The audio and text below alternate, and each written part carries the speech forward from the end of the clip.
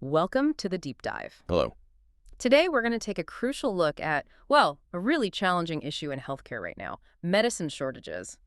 We want to explore what this actually means for your local community pharmacy and, yeah, ultimately for you. It's definitely a topic that's shifted, hasn't it? From Hmm. maybe an occasional headache to something that's a persistent daily challenge for healthcare teams on the ground. Absolutely. And for this deep dive, we've turned to a really key source, information published by Community Pharmacy England. We looked at their website, specifically their page covering medicine shortages, plus some of their recent reports and updates. They're right there on the front line, so their perspective is vital.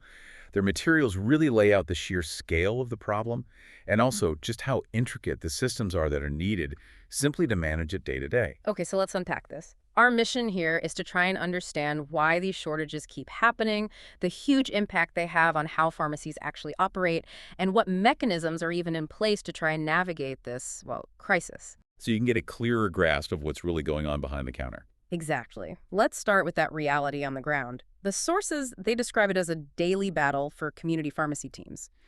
Just how widespread is this problem right now, according to the data they have? The data is quite stark, actually. The 2024 Medicine Supply Report, which they cite, found that 9 out of 10 pharmacy teams are dealing with supply issues. Not just sometimes, but every single day. 9 out of 10 daily. That frequency is, wow. It is. And almost all of them, 99%, encounter these issues at least weekly. But what's really tough, I think, is that 72% are now facing multiple supply problems each day. Multiple issues a day. Just thinking about the workload involved in chasing those down, it sounds immense. And the impact on patients, that must be the real concern. That's the crucial point, isn't it? Hmm. The report found 79%, nearly 4 out of 5 pharmacy staff surveyed, believe patient health is genuinely being put at risk because of these shortages. That's incredibly worrying. It is. And the source emphasizes this isn't just a blip. They're saying these are the worst supply issues pharmacies have ever seen. It's reached a real peak level of concern. Dealing with this isn't just, an inconvenience. It's directly impacting people's ability to get the medication they rely on when they need it. So the scale is huge, it's daily, often multiple times a day, and critically, it's seen as putting patient health at risk. That really highlights the severity, which I suppose leads us to the big question. Why? Why is this happening? Untangling the supply chain sounds incredibly complex. Oh, it absolutely is. You've got these long global supply chains for medicines. They're highly regulated, which adds complexity, and frankly, they're quite easily disrupted. The sources point to several layers of causes. Some are sort of systemic, others have been triggered by more recent global events. You mean things like global turbulence? Exactly that. They cite factors like the lingering effects of Brexit, the COVID-19 pandemic, the war in Ukraine, and just wider global economic instability. All these things can ripple through the system and disrupt everything from manufacturing right through to logistics. Okay, so those are the big picture things, but within that, what are the more specific pinch points? Where are things actually going wrong? Right. There are several key drivers mentioned. Manufacturing issues are a big one. That could be anything from shortages of the actual raw materials needed to make the drug, or maybe disruptions at the production plants themselves. Like a breakdown or a quality issue? Precisely. Sometimes it's about the overall capacity in the industry. Maybe there isn't enough flexibility to quickly ramp up production if demand suddenly changes. And then sometimes a manufacturer just decides to stop making a medicine or pull it from the market for commercial reasons. I also saw something mentioned about the UK market itself, how our pricing structure might play a role. That sounded interesting. Yes, that's highlighted as a really critical factor. The relatively low prices paid for certain medicines in the UK, compared to other countries, can apparently make the UK a less attractive or maybe less prioritized market for global manufacturers. Ah, okay. So this intervention in market mechanisms, the pricing, it's seen as contributing to reduced resilience in our supply chain. Manufacturers might, quite logically from their perspective, prioritize supplying countries where they get a better financial return. So our own system, trying to keep costs down, could inadvertently make us less competitive when global supplies are tight. That's a tricky balance. What else is contributing? Well, other things include medicine recalls. If there's a safety or quality issue with a batch, that stock gets pulled immediately. Availability of raw ingredients is key, especially the active pharmaceutical ingredients, the APIs. That can be a real bottleneck. Right.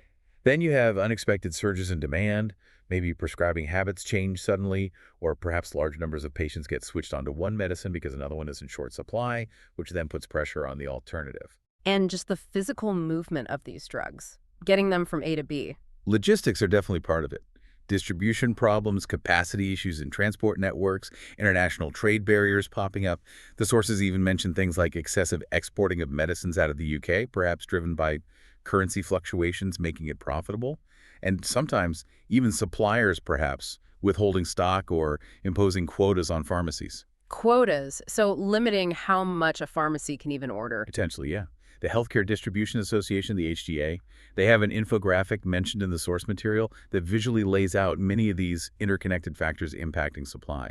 It really hammers home that it's not one single thing, but a multifaceted problem. It really does sound like a precarious system, Yeah. easily knocked off balance. Hmm. So, with all these potential failure points, how do pharmacy teams on the ground even find out if a specific drug they need is actually in short supply? Is there a clear process? It's not always straightforward. The first step is always checking their usual wholesalers. Sometimes manufacturers themselves might provide updates. The source mentions companies like AstraZeneca, GSK, and MSD as examples that might have supply information on their own websites. But are there more central, sort of official places they check? Yes, thankfully. There's an official online system called the Medicines Supply Tool. It's hosted by Specialist Pharmacy Services, or SPS. Pharmacy teams need an NHS email login to access it, but it's designed to be that central hub for current supply information. Okay, the SBS tool, and we often hear about medicine supply notifications, or MSNs. How do they fit in? Right, MSNs are really important. They're official alerts issued by the Department of Health and Social Care, the HSE, and NHS England. They get cascaded out to relevant healthcare professionals, including pharmacy teams, usually via NHS mail. Crucially, they categorize the supply issues into 4 tiers. 4 tiers, based on severity. Exactly. It helps everyone understand the potential impact. Can you sort of walk us through those tiers? It sounds like they escalate quite significantly. They really do. So Tier 1 is classed as low impact. These are generally issues with minimal risk. Patients can usually stay on the same licensed medicine, maybe with a bit of management, but no major changes needed. Okay, manageable. Then you get Tier 2, medium impact. Now, this is where things require more active management from pharmacies and prescribers. They might need to look seriously at therapeutic alternatives, maybe different strengths or formulations of the same drug, or even start considering using unlicensed imports if appropriate. It means more work, more coordination, but it's generally considered manageable at a regional level. Right, so Tier 2 already involves potentially switching things around. What happens at Tier 3? Tier 3 is high impact. Now we're talking about more critical situations. These shortages have the potential to force significant changes in standard clinical practice, or they might raise genuine patient safety concerns. They require national-level guidance and coordination. National level. Yes, and they're the kind of shortages expected to cause worry among both patients and clinicians. At this level, the NHS's Emergency Preparedness, Resilience, and Response Function, the EPRR, might even be activated. EPRR, that sounds pretty serious, so that indicates a major problem. What about Tier 4 again? Tier 4 is critical impact. These are the absolute most severe scenarios. They signify a situation that requires support from outside the healthcare system itself. It triggers national NHS EPRR incident processes and involves coordination right up to the Cabinet Office level. It means an issue with potentially widespread and critical consequences for the nation. Wow. Okay, from low impact right up to involving the Cabinet Office, that really puts the potential scale of these shortages into perspective. And the source also notes, crucially, that even when these MSNs give an expected resupply date, those dates can and often do change. Absolutely. It's a constantly moving picture, which means pharmacy teams have to stay incredibly vigilant and keep checking for updates. So pharmacies are trying desperately to find out about shortages using these tools and notifications, but they also play a key role in feeding information back up the chain, right? Reporting issues they encounter. Yes, reporting is absolutely vital. It's how the authorities get a real-time picture of what's happening on the ground and what needs urgent attention. Community Pharmacy England specifically asks pharmacy teams to report new medicine shortages. What constitutes new in this context? It means a situation where they genuinely cannot source a product from any of their suppliers, wholesalers, direct from manufacturer, anywhere, And that particular shortage hasn't yet appeared on the official SPS tool we mentioned. Okay, so it's flagging things that aren't yet officially recognized. How do they do that? There's an online form they use. Community Pharmacy England gathers these reports from primary care teams, collates them, and then escalates them directly to the DHSC's medicine supply team. It's a crucial way to highlight emerging problems that the official systems might not have picked up yet. Got it. And is reporting pricing issues different? You mentioned earlier about costs sometimes going up. Yes, that's a separate but equally important reporting stream. This isn't about not being able to get the medicine at all, but about not being able to buy it from suppliers at or below the standard price listed in the NHS drug tariff. Ah, okay. Because they'd lose money dispensing it otherwise. Precisely. So they report that specific pricing issue. Community Pharmacy England uses this data to negotiate with the government. They might request what's called a price concession. If granted, this temporarily allows pharmacies to be reimbursed at a higher price, reflecting the inflated cost they actually had to pay just to get hold of the stock for patients. Right, so reporting feeds into both understanding the sheer lack of supply and also the cost of getting hold of it when it is available but may be unusually expensive.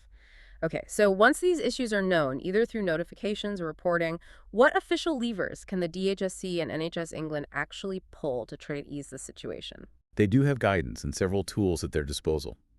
One of the most visible measures recently has been issuing Serious Shortage Protocols, or SSPs. SSPS, we hear that acronym a lot. How do they actually help in practice? An SSP is basically a specific instruction that allows pharmacists, under carefully defined conditions set out in the protocol, to supply something different from what the doctor originally prescribed. Critically, they can do this without the patient having to go back to the GP for a brand new prescription first. Okay, so what sort of changes can they make under an SSP? It varies depending on the specific SSP, but it could authorize them to supply, say, a different strength of the same drug, maybe a different formulation like capsules instead of tablets, a different pack size, or sometimes even a completely different but therapeutically equivalent medicine. It all depends on what's clinically appropriate and what this specific SSP allows while it's active. That seems like a really practical way to stop patients facing long delays, especially if getting a GP appointment is tricky. It can certainly help bypass those delays, yes. Other measures the authorities can take include regulatory actions. For instance, they might fast-track the approval process for alternative medicines and suppliers. Or, in really exceptional circumstances, they might authorize an extension of the expiry dates on existing batches of medicine, but only if there's robust testing data to prove quality and stability remain unaffected. Extending expiry dates, that sounds unusual. It is unusual and only done very carefully. They can also take steps to restrict the export of certain medicines out of the UK to try and preserve domestic stock levels if a drug is in critical short supply here. Okay, so there are mechanisms like SSPs and export controls for managing when the licensed product is unavailable. But you mentioned earlier the possibility of using unlicensed products. That sounds like it could get really complicated, especially for the pharmacy trying to dispense it and get paid correctly. You're right, it is a significant area of complexity, and honestly a source of considerable administrative burden and potential financial risk for pharmacies. The absolute key rule, highlighted in the source material, is this. If a doctor writes a prescription for a licensed medicine, but that medicine is unavailable due to a shortage, the pharmacy cannot just decide to dispense an unlicensed version of that same drug against that original prescription. Wait, really? So even if it's basically the same chemical, just maybe imported or made as a special, they can't just swap it if the script says the licensed version? Not without the prescriber explicitly ordering the unlicensed version. If the doctor or other prescriber considers an unlicensed product to be the appropriate course of action for the patient, perhaps it's the only option available, they must write the prescription specifically for that unlicensed product from the outset. And crucially, how they write it is absolutely vital for the pharmacy to get reimbursed. Okay, this sounds like where the details really matter. What are those specific requirements for reimbursement then? For electronic prescriptions, the EPS system, it's very precise. If the unlicensed product is what's known as a drug tariff special order, meaning it's listed in specific parts of the tariff, Part A, B, or PDE, or if it's a direct import, then the prescribing line itself, the main part naming the drug, must contain one of these specific annotations, drug tariff special order or import, followed by the country, or just special order. It has to be in that exact spot. Yes, absolutely critical. Putting that information somewhere else on the electronic prescription, like maybe in the dosage instructions field, simply won't count for reimbursement purposes if it effectively changes the item from a licensed product to an unlicensed one. The system looks at that main prescribing line. Wow, okay, that's very specific. What about old-fashioned paper prescriptions? The principle is the same. The prescriber needs to clearly indicate it's unlicensed, usually by writing special order right there in the prescribing line next to the drug name. And then for the pharmacy's process, these paper prescriptions for unlicensed medicines have to be physically handled differently. They need to be separated out from the main bundle of prescriptions and placed in a designated red separator bag when they're submitted for payment at the end of the month. And I think the source mentioned even more things the pharmacy has to physically write on the paper prescription for unlicensed imports. That's right. For unlicensed imports dispensed against a paper prescription, the pharmacy has to manually add a whole list of endorsements onto the prescription form itself. This includes the exact quantity they dispensed, the pack size they used, the price they paid per unit minus any discount they received, the specific MHRA license number of the manufacturer or the importer, the batch number of the product supplied, and they have to add a special endorsement code, SP, to claim the special's procurement fee. Goodness. That sounds like a lot of extra work and potential for error on every single one of those prescriptions. It adds considerable time, administrative burden, and risk to their workflow, which is already under immense pressure from the shortages themselves. It really underscores that this isn't just some abstract supply chain issue. It creates very real, practical, and often stressful challenges right there at the pharmacy counter, just trying to get the right medication dispensed correctly under incredibly specific rules. Absolutely. Given all this complexity and the potential for patient confusion or frustration, the source mentions resources available for pharmacies to help communicate what's going on. What kind of things are available? Yeah, Community Pharmacy England provides a suite of materials designed to help pharmacy owners and their teams explain the situation.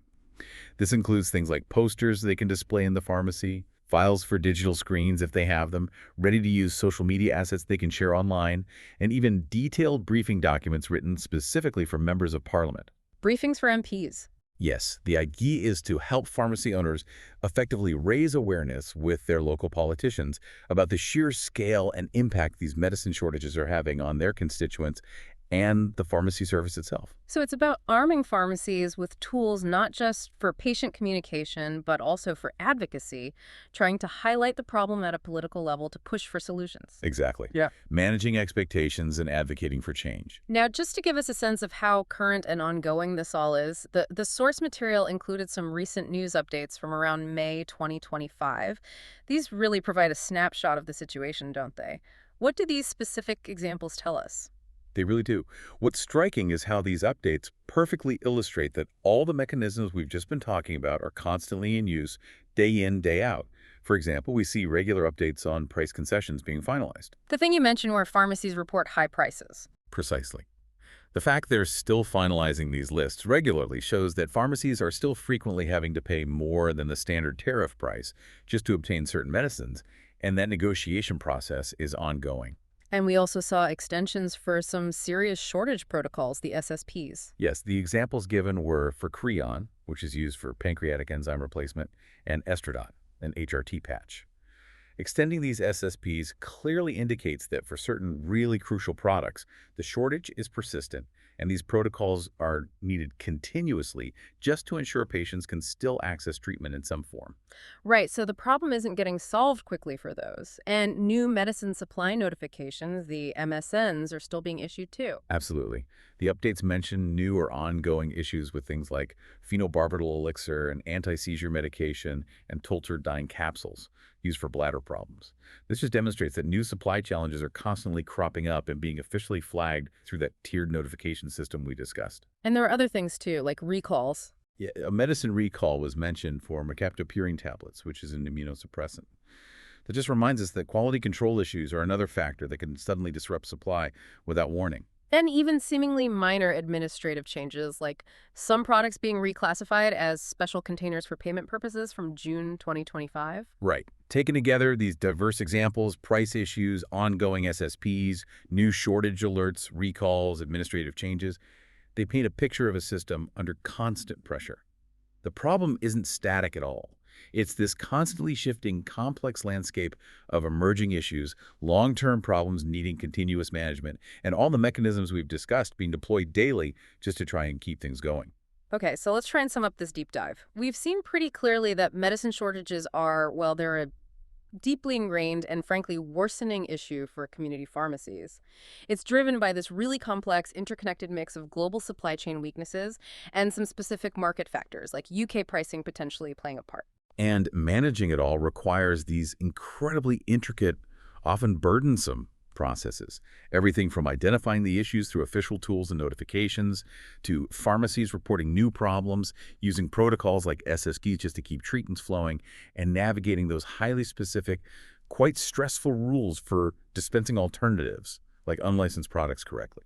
And it's crucial to remember this isn't just some abstract problem happening far away in the supply chain. It directly impacts the availability of medicines you might need from your local pharmacy. And as that data showed, it's having tangible, worrying implications for patient care and safety. Hmm. So, considering all this complexity, the reported impact on health, and this constant reactive management of individual product shortages, it really raises a big question for the future, doesn't it? What further steps, perhaps beyond these current reactive measures, might actually be needed to build a genuinely resilient medicine supply chain, one that can better withstand these inevitable disruptions going forward?